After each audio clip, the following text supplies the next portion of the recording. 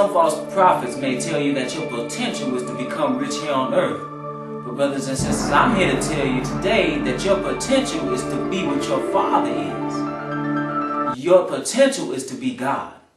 Right? And when God made man, he was reproducing. And I'm going to show you that through the scriptures.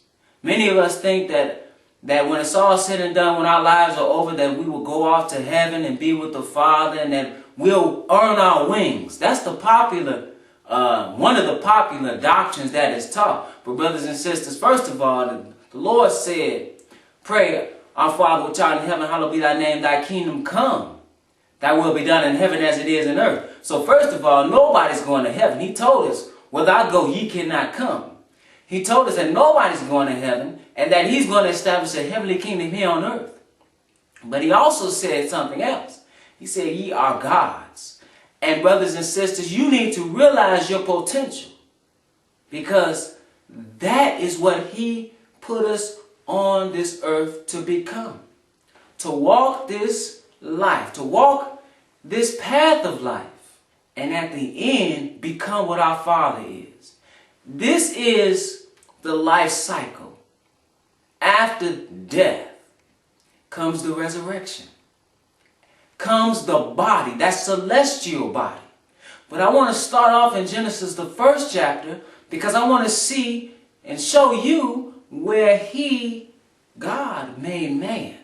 Genesis, the 1st chapter, and 26. It says, and God said, let us make man in our image, after our likeness, and let them have dominion over the fish of the sea, and over the fowl of the air, and over the cattle, and over all the earth, and over every creeping thing that creepeth upon the earth. All right, so who is this us? This is Elohim. It says in the beginning was the Word, and the Word was with God, and the Word was God. You can read that in John 1.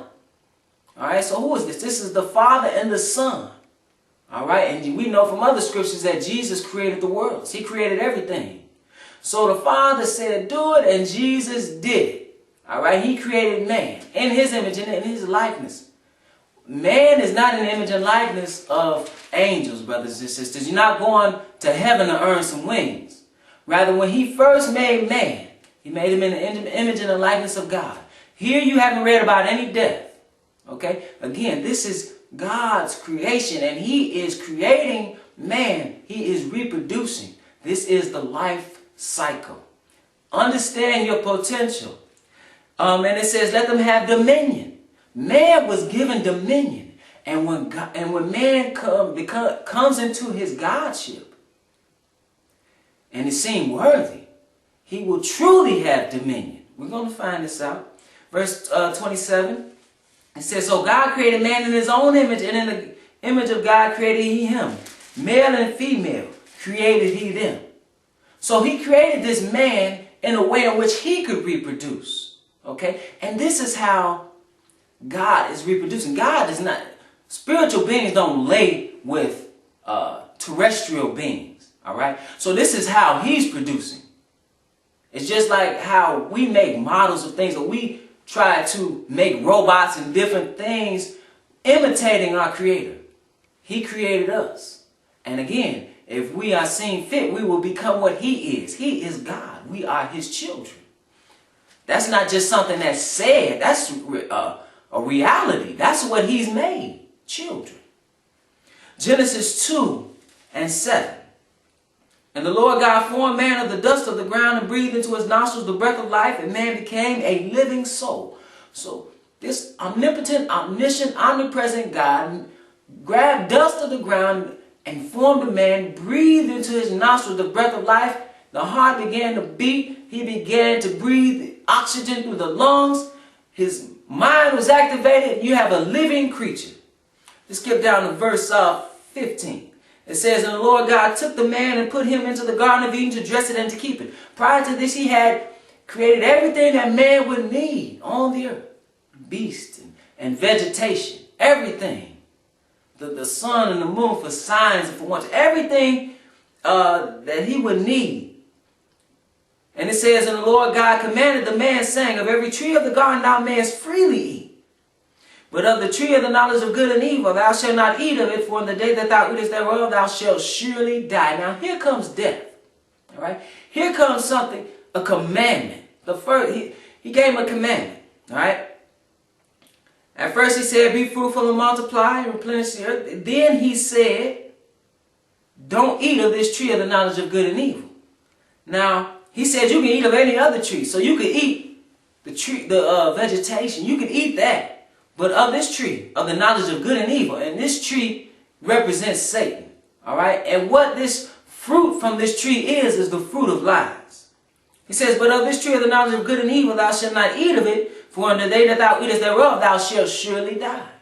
All right? And we know that this tree represented this other being that was in the garden. We know from the book of Revelation that it was Satan that was in the garden. Also, that old serpent. It wasn't a literal serpent. It was this being that God made a directive to. He said, do not talk to this being. Do not deal with this being. And we know that Adam and Eve dealt with this being. And therefore what happened? Death came into the world. All right. But prior to that, had he not dealt with this being and disobeyed God, because the wage of sin is death. Sin is transgression of the law. When you don't do what God says, you have just sinned, and again, the wage of that is death. So this is what happened to the creation. We know that through this, death came into the world. Let's just read it. All right? This is Genesis 3. It says, and unto Adam he said, because thou hast hearkened unto the voice of thy wife, and hast eaten of the tree of which I commanded thee, saying, thou shalt not eat of it, curses the ground for thy sake, and sorrow shalt thou eat of it all the days of thy life. All right, so you're going to have a hard life, and man has a hard life. We work our whole lives, and then something happens. It says in verse 19, in the sweat of thy face shalt thou eat bread till thou return unto the ground. For out of it wast thou taken, for dust thou art, and unto dust shalt thou return. So that was the punishment for man. That was man's punishment. To die and work your whole life and die. Sweat and toil and worry and have pain and agony. And then you're going to die. And that's what happens to man. And it continues to happen today. We go right into the ground. Regardless of what any false minister may tell you at a funeral. That person that has died has gone up to heaven. No, you go back to the dust. From dust thou art, and unto dust thou shalt return. And you stay in that form until the resurrection. But let me show you what would have happened. Because there is an example of what should have been. This is Genesis, the 5th chapter, and we're going to go to verse 1. It says, this is the book of the generations of Adam. In the day that God created man, in the likeness of God made he him. Male and female created he them, and blessed them, and called their name Adam in the day when they were created. So this is the lineage, all right, of Adam. But we see the reign of death in this. All right, and it says, and the days of Adam after he had begotten Seth were 800 years, and he begat sons and daughters. And all the days that Adam lived were 930 years, and he died. All right, so some question, now wait a minute. We said in the day that thou eat, we read it in the day that thou eat of the tree of the knowledge of good and evil, thou shalt surely die. Well, we also need to take into account that a day to the Lord is 1,000 years, and 1,000 years is one day. You never read about anybody getting out of that one day. With everybody died within that 1,000 years. Even Methuselah, who lived to be 969 years old, the oldest man on record in the Bible, died within that day. So God didn't lie.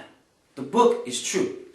Time, our time, our way of thinking about time is nothing compared to the Lord, who is an eternal being. All right? A day to the Lord is as 1,000 years, and 1,000 years is one day. If you can even grasp that. But let's go and see again. What I initially came in for was to find out this example of what should have happened, or what could have happened had man not sinned. It reads as follows. And Jared lived, this is Genesis 5 and 18. And Jared lived 162 years, and he begat Enoch. And Jared lived after he begat Enoch 800 years, and begat sons and daughters. And all the days of Jared were 962 years, and he died. And Enoch lived 65 years and begat Methuselah. All right, so I mentioned Methuselah. Well, his father was Enoch. Let's find out what happened to Enoch.